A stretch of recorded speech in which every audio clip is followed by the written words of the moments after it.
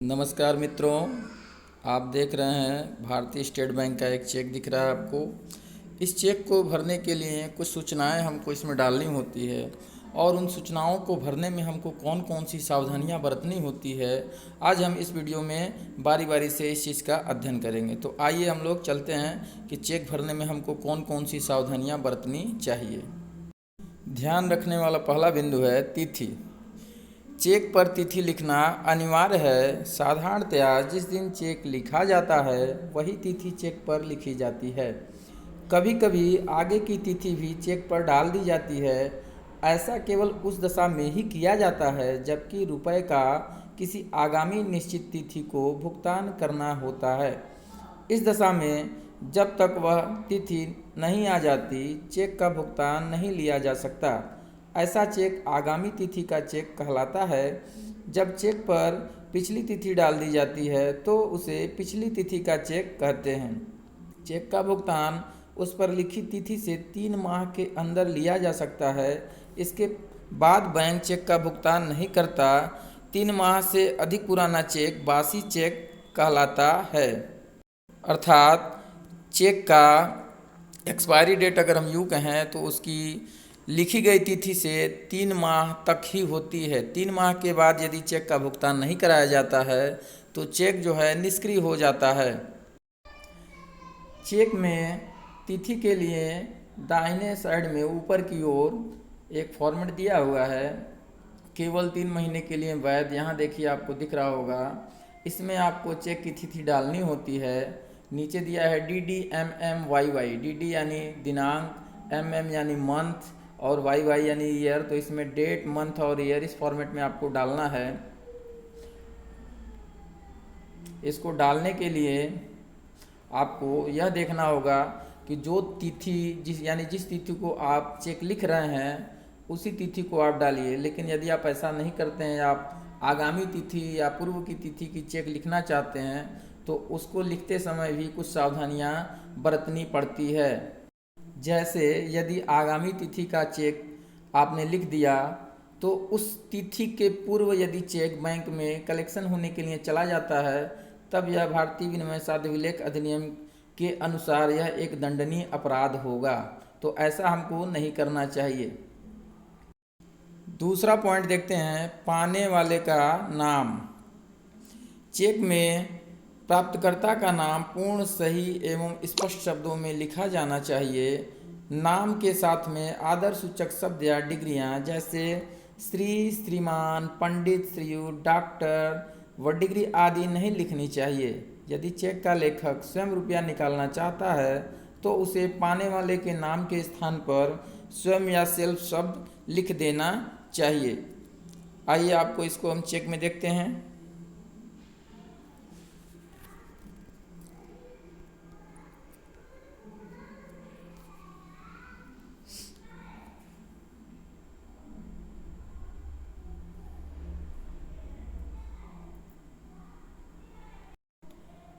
पाने वाले का नाम हम यहाँ पर लिखते हैं पे वाले कॉलम में, यानी पे यानी भुगतान।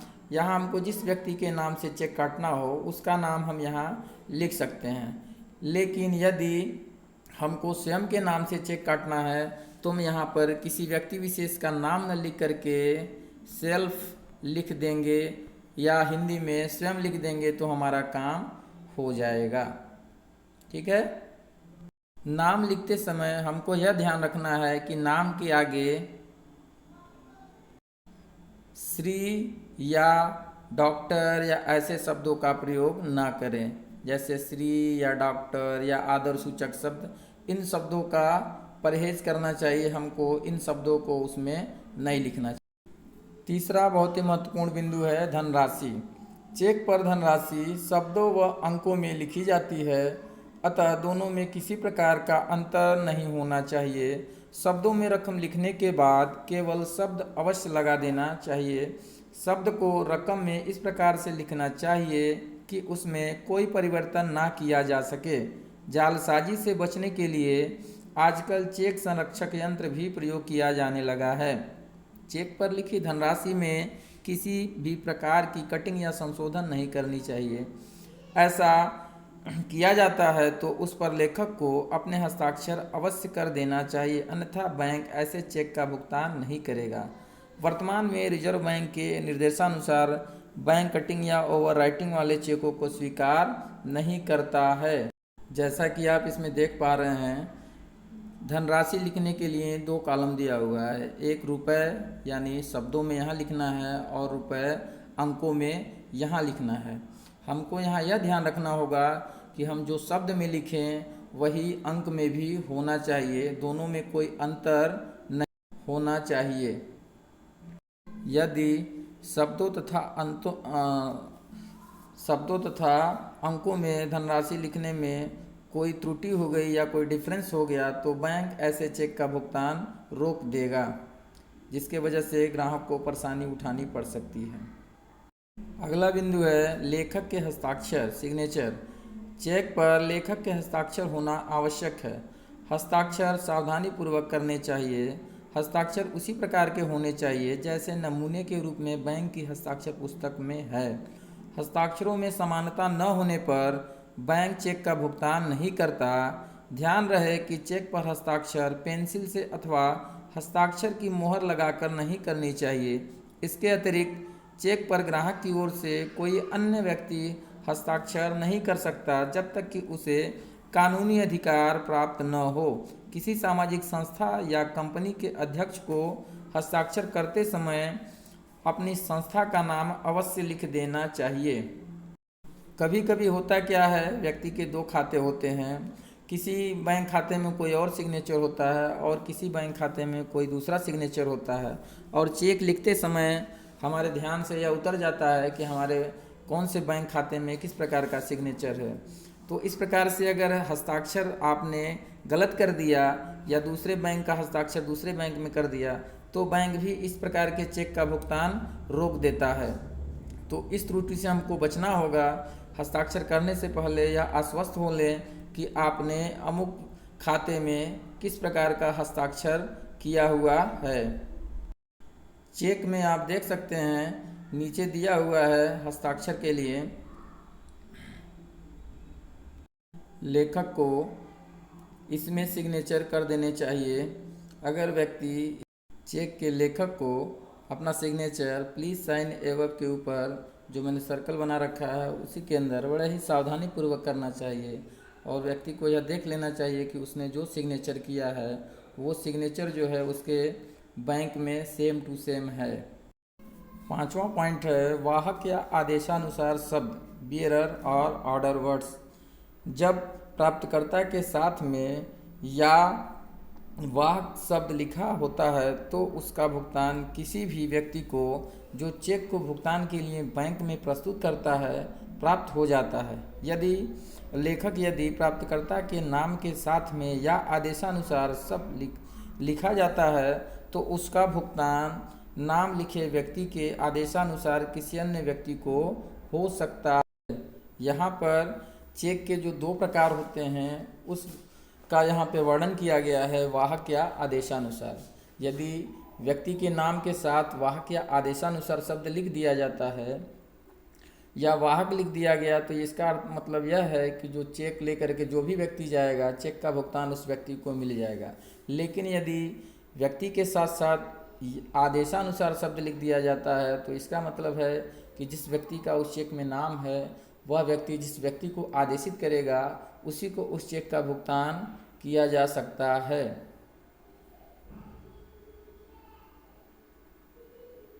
जैसा कि हम चेक में देख रहे हैं, यहाँ पर व्यक्ति का नाम लिखने के बाद या वाहक शब्द लिख दिया जाता है तो यह वाहक चेक हो जाता है, और ऐसे चेक का भुगतान जो भी व्यक्ति लेकर के बैंक में जाता है उसी को हो जाता है। परंतु यदि या आदेशानुसार शब्द लिख दिया जाता है तो ऐसे चेक का भुगतान बैंक उस आदेशित व्यक्ति को ही करता है जिसको चेक प्राप्त करने वाले ने लिखा हो। छठवां बिंदु है प्रतिपर्ण, काउंटरफॉइल। प्रत्येक चेक छिद्रयुक्त रेखा द्वारा दो भागों में बटा रहता है। इसमें बायां भाग छोटा होता है जो प्रतिपर्ण कहलाता है तथा दायां भाग जो बड़ा होता है चेक कहलाता है। जब चेक को लिखा जाता है तो उसके साथ साथ प्रतिपन्न को भी लिख लेना चाहिए। यदि यह भाग चेक बुक में लगा रहता है तथा चेक को भरकर बैंक भेज दिया जाता है। प्रतिपन्न को लिख लेने से आवश्यकता के समय भावी संदर्भ का कार्य करता है। अक्सर हम लोग देखते हैं कि चेक में दो पक्ष होता है, यानी एक बाएं साइड होता है और एक दाएं साइड। तो जो बायां वाला छोटे आकार में होता है वह प्रतिपन्न कहलाता है और दाहिने साइड वाला जो बड़ा होता है उसे हम लोग चेक कहते हैं। तो जब भी हम चेक लिखें तो दोनों पक्ष को हम भर दें, प्रतिपन्न और चेक दोनों को, ताकि जब कभी हमको भविष्य में आवश्यकता हो कि हमने अमुक चेक नंबर का भुगतान किस व्यक्ति को या किस तिथि को किया है तो उसकी जानकारी हमको प्रतिपन्न के माध्यम से आसानी से मिल जाए। परंतु अभी जो स्थिति है उसमें यह देखा गया है कि जो प्रतिपन्न है उसको हटा करके चेक बुक के पहले ही 2-4 पेज लगा दिया जाता है और उसमें चेक नंबर, पाने वाले का नाम, भुगतान की तिथि और भुगतान की गई धनराशि लिखा होता है जिसको भरना होता है। तो यह प्रतिपन्न का ही एक सुधरा हुआ रूप है जिसको हम लोग अक्सर भरा करते हैं भविष्य की जानकारियों को इकट्ठा करने के लिए। 7वां बिंदु है शुद्धता, एक्यूरेसी। चेक की लिखावट में किसी प्रकार की गंदगी या काट छाट नहीं होनी चाहिए। कटिंग होने की दशा में लेखक को उस पर अपने नमूने के हस्ताक्षर कर देने चाहिए, जिससे यह पता चले कि कटिंग लेखक के द्वारा ही किया गया है। आप देख रहे हैं जैसा कि मैंने यहाँ पर लिख रखा है मनोज कुमार सिंह। यदि मेरे को मनोज कुमार लिखने के बाद ऐसा महसूस हो कि नहीं कुमार गलत मैंने लिख दिया, उसके जगह मनोज सिंह होना चाहिए, तो कुमार को मैंने काट करके सिंह लिख दिया है और उसके बाद नीचे अपने इनिशियल सिग्नेचर हस्ताक्षर किया हुआ है जो हमारा बैंक में हस्ताक्षर जमा है।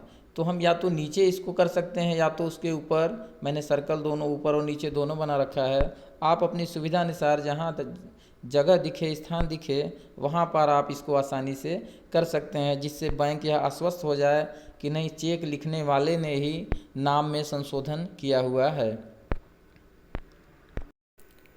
8वां बिंदु है बैलेंस की जांच, चेकिंग ऑफ बैलेंस। चेक जारी करने से पूर्व लेखक को अपने खाते की जांच करके यह निश्चित कर लेना चाहिए कि वह जितनी भी राशि का चेक जारी कर रहा है उतनी राशि उसके खाते में जमा है अथवा नहीं, क्योंकि भारतीय विनिमय शब्द विलेख अधिनियम की धारा 138 के अंतर्गत खाते में जमा राशि से अधिक रकम का चेक जारी करना एक दंडनीय अपराध है। कभी कभार होता क्या है, हमारे खाते में बैलेंस जो है कम होता है और हम अधिक राशि का चेक काट देते हैं, तो यह जो है एक प्रकार से दंडनीय अपराध है और यह धारा है भारतीय विनिमय शब्द विलेख अधिनियम की धारा 138 के तहत। तो हमको इस त्रुटि से बचना होगा। अगर यदि कभी भी हम चेक जारी कर रहे हैं तो उसके पहले हम यह देख लें कि हमारे खाते में पर्याप्त बैलेंस है कि नहीं है। अगर खाते में बैलेंस कम है तो हम कम राशि का ही चेक काटें, अन्यथा अगर अधिक राशि का चेक काट देंगे तो फिर हमको दंड का भी सामना करना पड़ सकता है। इस प्रकार हम लोगों ने बारी बारी से देख लिया कि चेक भरते समय हमको किन किन बातों की सावधानियां बरतनी होगी। आइए एक बार संक्षिप्त रूप में देख लेते हैं। यहाँ पर देखिए दिया हुआ है पे, इसमें पाने वाले का नाम लिखेंगे। यदि खुद के लिए चेक काट रहे हैं तो यहाँ सेल्फ या स्वयं शब्द का प्रयोग करेंगे। इस वाले बॉक्स में हम तिथि डालेंगे। तिथि लिखते समय भी सावधानियां बरतनी होगी जो हम आपको पूर्व में बता दिए। यहाँ पर आप धनराशि जो है शब्दों में लिखेंगे और यहाँ पर अंकों में, दोनों में अंतर नहीं होना चाहिए। अगर यहाँ पे आपने 5100 रुपये लिख दिया है तो यहाँ भी आपको 5100 रुपये लिखना होगा।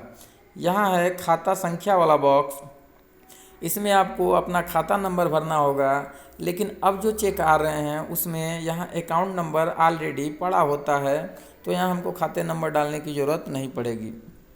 यहाँ पे एक चीज़ देखिए लिखा हुआ है वैलिड फॉर 10 लाख, तो यहाँ पर आपको 10 लाख के नीचे जो भी होगा आप उसको आसानी से काट करके दे सकते हैं। और यहाँ लिखा है मल्टी सिटी चेक, यानी यह किसी भी शहर में पेएबल है, इसका भुगतान आसानी से कराया जा सकता है। ठीक है, तो मुझे लगता है कि मैंने चेक लिखने में जो भी सावधानियां बरतनी चाहिए उसको आपके समक्ष प्रस्तुत किया। अगर आपको यह वीडियो अच्छी लगी हो और ऐसे ही मज़ेदार वीडियो पाने के लिए आप कॉमर्स गुरु चैनल को सब्सक्राइब करें, लाइक करें और शेयर करें। वीडियो देखने के लिए आप सभी का बहुत बहुत धन्यवाद।